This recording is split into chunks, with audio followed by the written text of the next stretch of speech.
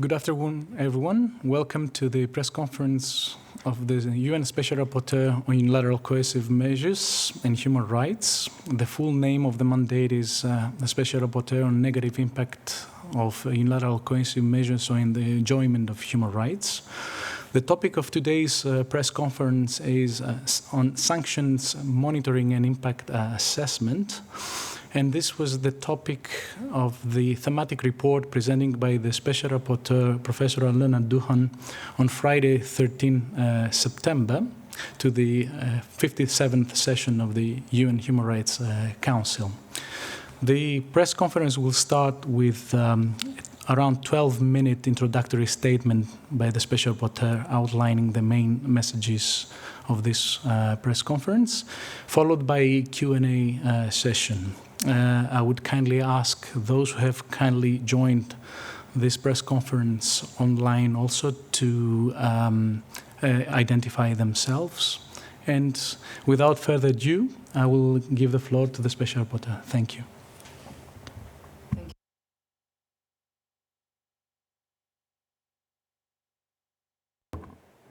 Thank you very much. Good afternoon, ladies and gentlemen. I would like to thank all of you for coming or joining me at this press conference, which will indeed focus on the findings of the research which has been done by the mandate since the last 2 years, and focusing on the possibility to develop, as well as the options of the development of the monitoring system to provide for the systematic, comprehensive, and adequate assessment of the negative humanitarian impact of unilateral sanctions, means of the enforcement, as well as the resulting of all the above over-compliance.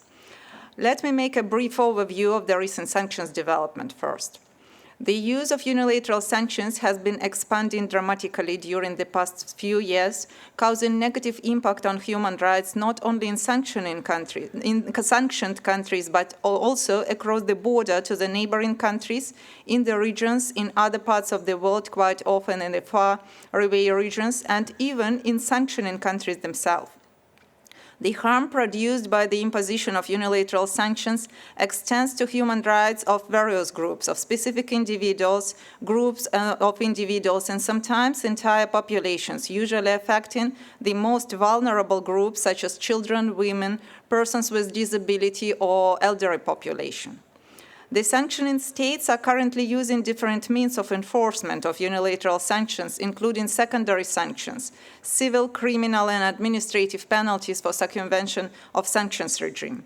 The multiplicity and uncertainty of sanctions regimes, the higher risk of penalties for their circumvention, reputational risks, and uncertain and contradictory interpretation result in the growing de-risking policy and over-compliance by states, businesses, individuals, and unfortunately even the UN institutions. That is why measuring the impact of unilateral sanctions on human rights is essential to alleviate this situation for all affected individuals. I have to admit that today the efforts to monitor negative impact of unilateral coercive measures on the enjoyment of human rights are not systematic at all. The UN agencies and organs do not include it in the agenda and do not assess the impact of UCMs on indicators they monitor within the scope of their mandates, although the necessary information is often collected at the national level by the country teams, and the role of UCMs and the additional extraterritorial factor is undeniable. The only attempt to develop a sanctions assessment methodology was done in 2004 by OCHA and IASC to assess the humanitarian impact of UN Security Council resolutions on Iraq. In 2021, OCHA and IASC have developed guidance on the impact of sanctions and counterterrorism measures on humanitarian operations, which identify main indicators for assessment of impact on humanitarian actors and on humanitarian operations only, but didn't assess the impact on human rights of affected people. The national efforts to monitor and assess negative impact of unilateral sanctions are mostly limited to the collection of statistical data by relevant ministries with primary economic rather than humanitarian assessment. Sanctions-related databases prepared by private actors and universities are mostly limited in scope, developed with limited participation of the interested stakeholders, and often are aimed to ensure compliance rather than to monitor humanitarian impact in a specific country or to put pressure on the specific companies, with access provided on the paid basis, so it's not available for the majority of people.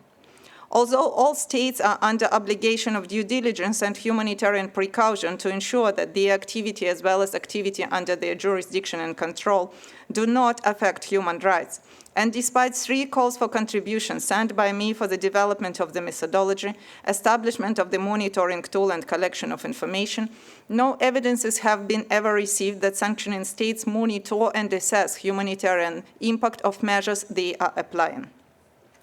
Ladies and gentlemen, development of the monitoring methodology raises a number of serious problems and concerns, and as concern the indicators, sources of information, the need to differentiate between the impact of sanctions and of other factors like military conflicts, existence of part of territory beyond the control of the government, pandemics, droughts, or other reasons. To distinguish between the impact of different types of sanctions and that of overcompliance, means of calculation and assessment of the results to ensure accuracy. I shall admit that it's not possible, for example, to assess impact of separate types of unilateral sanctions or sanctions of a specific country or unilateral sanctions only, but at the same time, it's possible instead to identify the comprehensive impact of all types of unilateral sanctions, means of the enforcement and overcompliance, which is vital for the promotion and protection of human rights. For the purpose of consistency of the UN efforts to promote and protect human rights affected by sanctions, the methodology developed by OCHA and EASC in 2004 has been used as a starting point during the preparation of the report and development of the methodology. It is not fully fitting the purposes of the current situation, as it is limited in the scope, was specific for Iraq, only one country only, and it doesn't provide for the possibility to assess impact of measures taken to enforce primary sanctions and of overcompliance. Moreover, it doesn't take due account of the multiplicity of sanctioning actors. Therefore, we could only keep main principles and approaches of the methodology for the assessment of impact of UCMs and overcompliance. Due to the politicization of the issue and political discrepancy among states, adequacy of monitoring and assessment can only be achieved at the UN level through collecting information based on specific criteria and indicators from all relevant sources, including UN agencies and organs, states, national human rights institutions, international and national humanitarian actors, research institutions, individual academics, and other stakeholders, based on the principles of comprehensiveness, impartiality, transparency, and verification. Such tools shall collect and reflect information on an annual or biennial basis under the leadership of the mandate on unilateral coercive measures and with the active engagement of the Office of High Commissioner on Human Rights to ensure its sustainability and long-term operation. Another problem was the mechanism of collecting information for the database, which has never existed before. As a result, in particular, UN agencies and organs, as well as the UN country team, have not been able much responsive to the calls for contribution for the development of the monitoring tool. Although they collect and assess data relevant to many of indicators, presumably as the issue of the humanitarian impact of unilateral sanctions have not been included into their official agenda. At the same time, statistical indicators are already included to the reports or databases of UN organs and entities, but some other were developed for the purposes of UCM impact assessment, and they shall be provided by relevant stakeholders. Ladies and gentlemen, the tool for monitoring and assessment of the impact of unilateral sanctions has been finally developed by the mandate on the basis of information received from the web pages of the UN organs and agencies, information from states and other stakeholders, as well as during several expert consultations. Naturally, it's only the first step for establishment of a comprehensive and consistent monitoring instrument. The current instrument exists in the form of online applications. It's supposed to establish the inclusive, comprehensive, systematic, transparent, and evidence-based system of monitoring and assessment of the comprehensive impact of unilateral sanctions, means of the enforcement and overcompliance. A reference to the tool is already placed to the web page of the mandate, and it's possible to assess the impact over some of the countries. The monitoring and impact assessment tool has several unique features. It allows to collect and process the data to effectively, timely, fully, and systematically assess negative effect of unilateral sanctions on the enjoyment of human rights through the mechanisms of collection, verification, and presenting visualized information. The application collects information from documents and reports received from the UN agencies and specialized agencies and entities, international human rights mechanism, other international organizations and institutions, non-governmental organizations, governments, national human rights institutions, the work or the country visits of the Special Rapporteur, as well as submissions received through the monitoring tool questionnaire. Submissions are open for all actors via online survey of the application. So basically, any interested stakeholder can share information. The information, the survey, it can be filled confidentially to make sure that principles of comprehensiveness, impartiality, and verification are fully observed. Due to the broad scope of indicators used to identify the negative humanitarian impact of UCMs, the survey is built in the user-friendly form, providing for the possibility to select necessary spheres, like, for example, health, food, education, impact on vulnerable groups, or even impact on humanitarian work.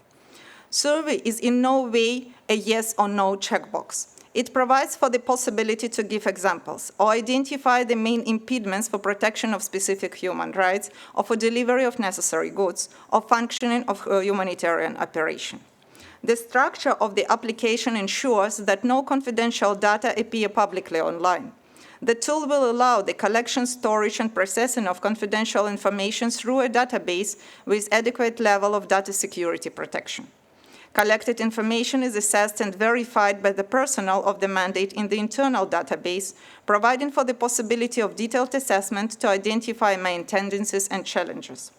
The last part is an independent web interface, allowing any interested stakeholder access to country-specific or human rights-specific statistics on the negative impact of unilateral sanctions, means of the enforcement or overcompliance, on the enjoyment of human rights in an interactive form, such as a world map, diagrams, and table with statistical data, showing adverse effect of UCMs and overcompliance on the sanctioned states and third states. The tool will be maintained permanently and updated on a regular basis. It will provide for the possibility to observe how various humanitarian indicators have been changing from yearly, comparing to the data before unilateral sanctions were imposed, with special attention paid to the years when the sanctions pressure has been increasing or decreasing. Results of the monitoring and impact assessment carried out within the tool pursue only a humanitarian purpose and cover at the moment only states directly affected by unilateral sanctions. Ladies and gentlemen, the current version of the monitoring and impact assessment tool, as I have already said, is only a starting point, and the application will necessarily undergo a series of updates in the future. The goals for future development of the tool within the short-term perspective include elaboration of the methodology to assess negative impact of UCMs and overcompliance on different groups of human rights, for example, cultural or social. To ensure migration of the verified and non-confidential data from the database for internal use to the web page of the tool, with the possibility for any user to search data on specific parameter and to retrieve the reports on them.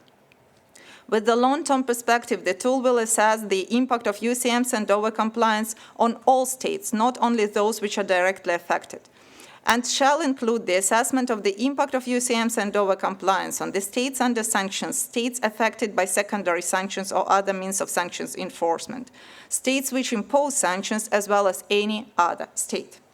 It shall also include assess the impact of microeconomic indicators and consequent impact on human rights. It shall possibly cover the broader range of human rights affected, including the right, for example, to justice, as well as different categories of cultural rights.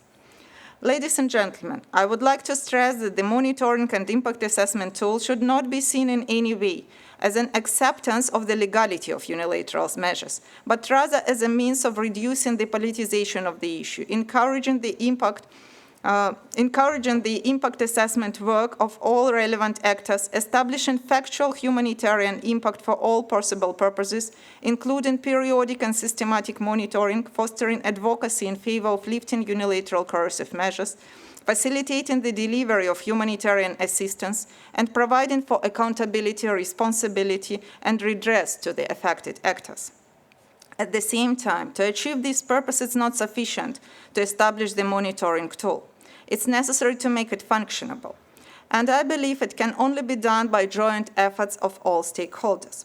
In particular, states affected by unilateral sanctions should take all measures necessary to establish national mechanism for the comprehensive and consistent monitoring and assessment of the negative impact of unilateral coercive measures on humanitarian situation and enjoyment of human rights under their jurisdiction. They shall provide information for the monitoring tool in accordance with the methodology developed by the Special Rapporteur to ensure the accuracy, reliability, and trustworthiness of the results. They shall also open the way for all non-governmental organizations and research institutions about the possibility to submit information to the monitoring tool to encourage diverse engagement and provide for the verification of such information. States which impose sanctions, first of all, shall lift, suspend, or minimize all unilateral measures not in conformity with their international obligation or the illegality of which cannot be excluded from the mechanism of countermeasures on the ground of countermeasures in accordance with the standards of the law of international responsibility. At the same time, for the time being, they shall stop to ignore the examples and evidences of the negative and often devastating humanitarian impact of UCMs and to start monitoring and assessing the possible humanitarian impact of any unilateral measures before and during the process of such measures being applied in accordance with the obligations of humanitarian precaution. All states should support the inclusion of the issue of the humanitarian impact of unilateral sanctions and means of their enforcement and over-compliance in the agendas of relevant United Nations organs, agencies, and institutions. UN specialized agencies, organs, or entities shall add UCM's means of the enforcement and over-compliance as an additional factor to be taken into account in any assessment within the scope of their respected mandates. Non-governmental actors, including humanitarian organizations and scholars, are welcome to submit information for the monitoring through the online system. It's only by joint efforts it will be possible to make sure that information collected is systematic, comprehensive, verified, and adequate, to pave the way for the access to remedy, human rights protection in sanctions environment, accountability, responsibility, and redress. I thank you for your attention, and I'm open for your questions. We're now opening the floor for questions from journalists online or in the room. And I give first the floor to Yuri Aprelev from RIA Novosti. Yes, thank you for taking my question, and thank you, Special Rapporteur, for this briefing. I have, in fact, 3 questions. The first one is, how do Western countries respond to your request to monitor the impact of sanctions on human rights? When do you think that your tool will be effective?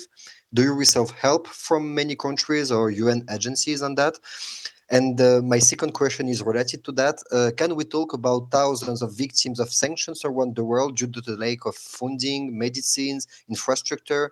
Do we have an idea of how many people maybe died from the past 12, 20 or 30 years because of the sanctions? Thank you. I give the floor to the Special Rapporteur to answer the questions.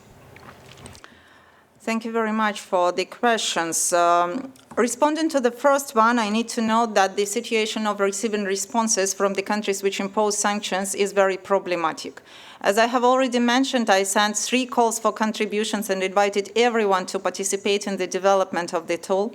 However, at the moment, I didn't receive information coming from the country imposing sanctions.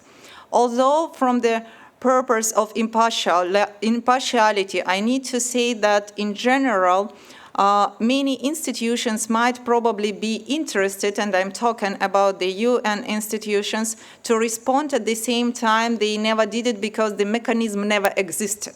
So therefore, I'm talking not about the development of the methodology only, I'm talking about the awareness rising, and I'm using this press conference as one of the means to raise awareness, and there will be a side event tomorrow when I will, at 2 p.m., when I will try to demonstrate the functionality of the tool developed.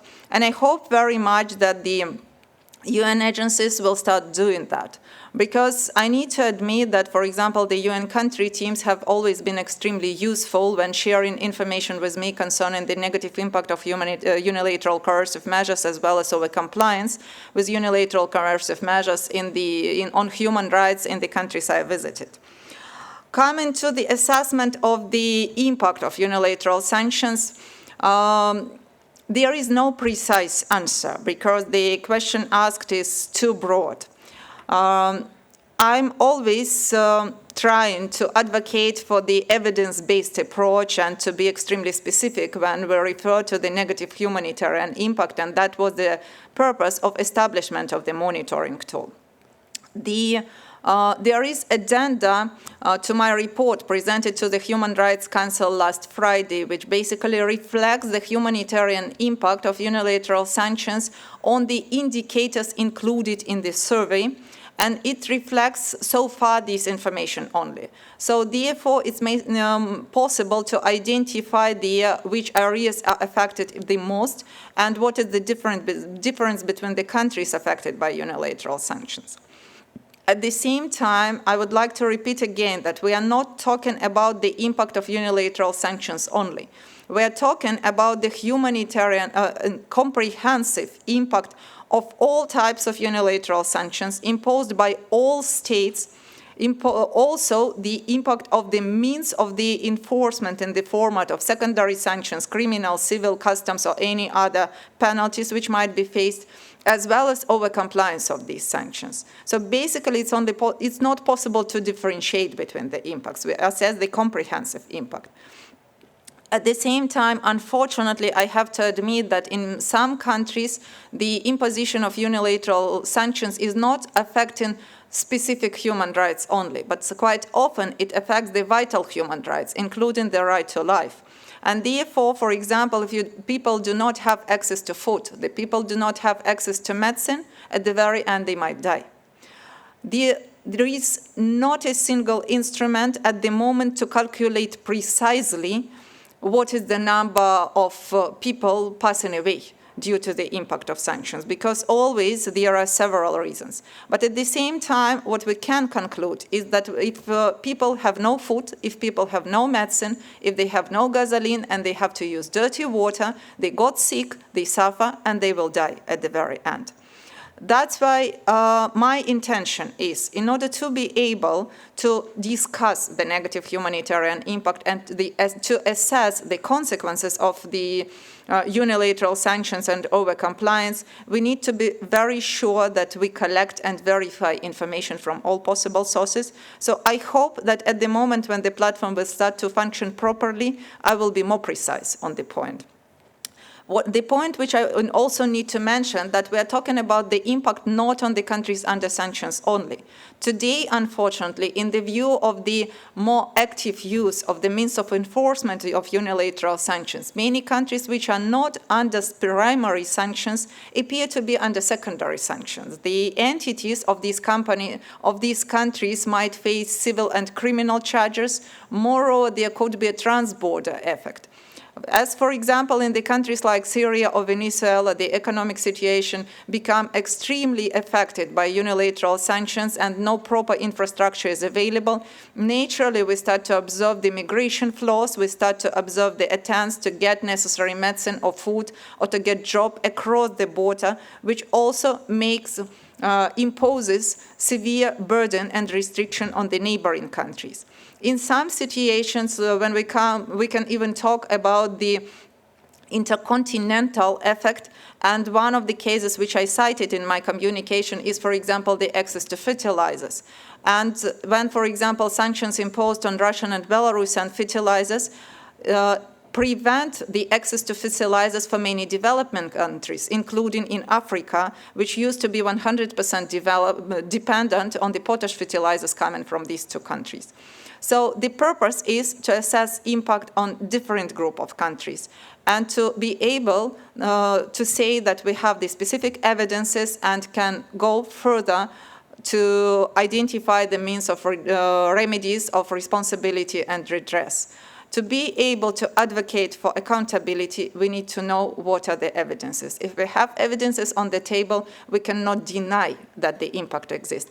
As concerns the time when it will be done, well, basically the very primary format is already online. As I have already mentioned, I will demonstrate what we have at the moment.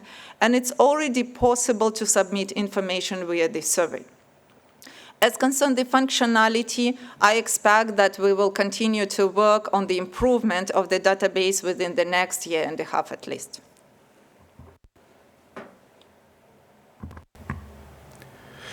Any other questions?